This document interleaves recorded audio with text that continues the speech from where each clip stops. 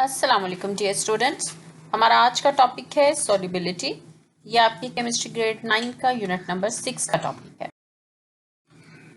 Solubility, the number of grams of solute dissolved in 100 gram of a solvent to prepare a saturated solution at a particular temperature. अगर हम इसे आसान words में describe करें तो solubility क्या है? अगर आप सॉल्वेंट के 100 ग्राम्स लें, उसमें जितना सोल्यूट एक खास टेम्परेचर पर डिसॉल्व हो जाएगा उसे हम उस सॉल्वेंट की सॉल्युबिलिटी कहते हैं। सॉल्युबिलिटी के तीन मेन प्रिंसिपल्स हैं। तीन मेन प्रिंसिपल्स के ऊपर सॉल्युबिलिटी जो है वो डिपेंड करती है। First is like dissolves like, second solute solvent interaction and third one is temperature. अब हम इन्हें वन बाय वन डिस्कस करेंगे। फर्स्ट प्रिंसिपल है लाइक डिसॉल्व्स लाइक। जो एक जैसे सब्सटेंसेस होंगी वही आपस में डिसॉल्व होंगी। For example, ionic and polar substances are soluble in polar solvents. For example, potassium chloride ionic compound है, copper sulphate, sugar and alcohol, these all are soluble in water. while non-polar substances जो कि आपके covalent compounds होते हैं are not soluble in polar solvents, for example water, ether, benzene and petrol, these are insoluble in water. जो आपके non-polar covalent substances हैं these are soluble only in non-polar solvents. For example, grease, paints, naphthalene, these are soluble in ether or carbon tetrachloride. Next हमारा principal है solute solvent interaction. Solute solvent interaction depends upon the creation of attractive forces between the particles of solute and those of solvent. हमारा जो solute और solvent है उनके दरमियान में जो अट्रैक्टिव फोर्सेस होंगी उन्हीं के ऊपर सोल्यूट और सॉल्वेंट की इंटरेक्शन जो है वो डिपेंड करती है। To dissolve one substance that is solute in another substance that is solvent, following three events must occur. First, solute particle must separate from each other. जो आपके solute particles हैं उन्हें एक दूसरे से separate आसानी से हो जाना चाहिए. Solvent particles must separate to provide space for solute particles. अब solute के particles ने क्योंकि solvent में dissolve होना है इसलिए solvent को particles को भी एक दूसरे से separate होना चाहिए। अब सोल्यूट और सॉल्वेंट के पार्टिकल्स फिर ही एक दूसरे में डिसॉल्व आसानी से होंगे अगर उनके दरमियान अट्रैक्शन की फोर्सेस हैं and they should be mix up. Solution की फॉर्मेशन डिपेंड करती है कि आपका जो सोल्यूट है, सॉल्वेंट और सोल्यूट और सॉल्वेंट के जो पार्टिकल्स हैं उनके दरमियान जो अट्रैक्टिव फोर्सेस हैं उनकी रिलेटिवली स्ट्रेंथ कितनी है। मोस्टली हमारे जो सोल्यूट्स हैं वो सॉलिड होते हैं। जैसे अगर हम आयोनिक सॉलिड्स की बात करें तो they are arranged in a regular pattern that their interionic forces are at a maximum. उनके दरमियान जो इंटर आयोनिक फोर्सेस होती हैं आयोनिक सॉलिड्स के वो बहुत ज्यादा होती हैं। अगर तो इंटर आयोनिक फोर्सेस जब आप सॉल्वेंट में उस सॉलिड को ऐड करेंगे इन इंटर आयोनिक फोर्सेस को ओवरकम किया जा सके, मतलब आपका सोल्यूट और सॉल्वेंट के दरमियान अट्रैक्शन इतनी है कि वो आयनिक जो सॉलिड है उसके जो अट्रैक्टिव फोर्सेस हैं उन्हें ओवरकम कर ले, तब ही सोल्यूट जो है वो डिसॉल्व होगा और सॉल्यूशन बनेगा। अगर वो डिसॉल्व नहीं हो पाता, मतलब उनके दरमियान जो इंटर आयनिक फोर्सेस हैं उनको ओवरकम नहीं किया जा सकता, तो फिर जो सोल्यूट है वो इनसॉल्युबल रहेगा और सॉल्यूशन नहीं बनेगा।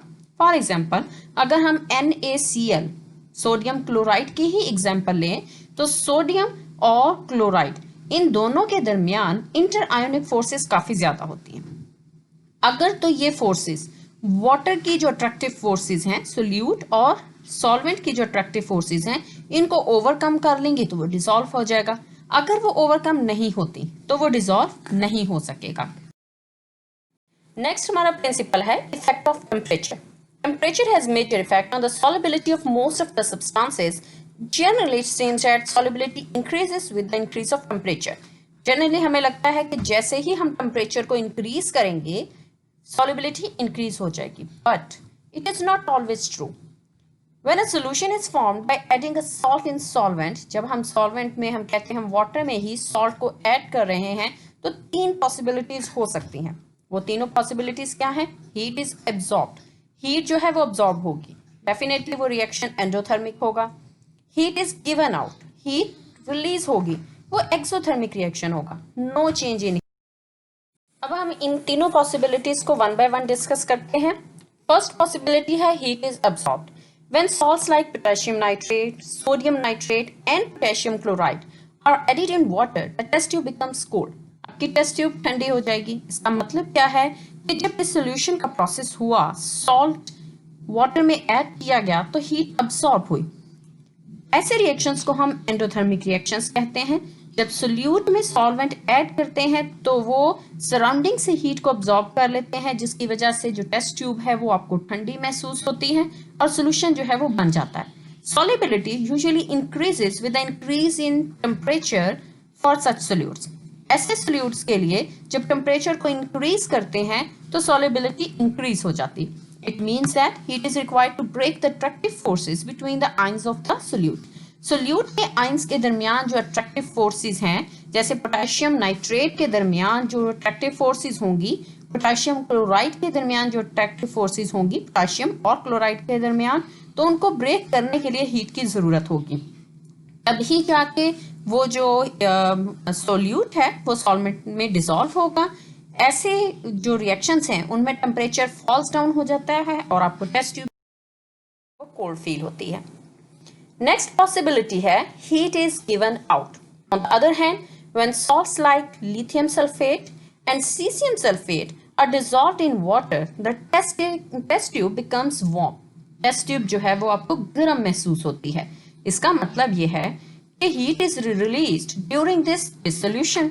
ये सॉल्यूशन बनने के प्रोसेस में हीट रिलीज हुई। सोल्यूट सॉल्वेंट में जब ऐड होगा, सॉल्यूशन बन जाएगा और साथ में हीट भी रिलीज होगी। In such cases solubility of salt decreases with the increase of temperature. जब आप टेम्परेचर ऐसे रिएक्शंस में जब आप टेम्परेचर को इंक्रीज करेंगे तो solubility डिक्रीज होना शुरू हो जाएगी। In such cases, attractive forces among the solute particles are weaker and solute solvent interactions are stronger. As a result, there is release of energy. हमारा लास्ट है वो क्या है? Possibility no change in heat. In some cases, during dissolution process, there is no change in heat. For example, when NaCl table salt is added in water, the solution temperature remains the same. In such cases, temperature has minimum effect on solubility. Temperature का solubility के ऊपर जो effect है वो बहुत ही कम होता है।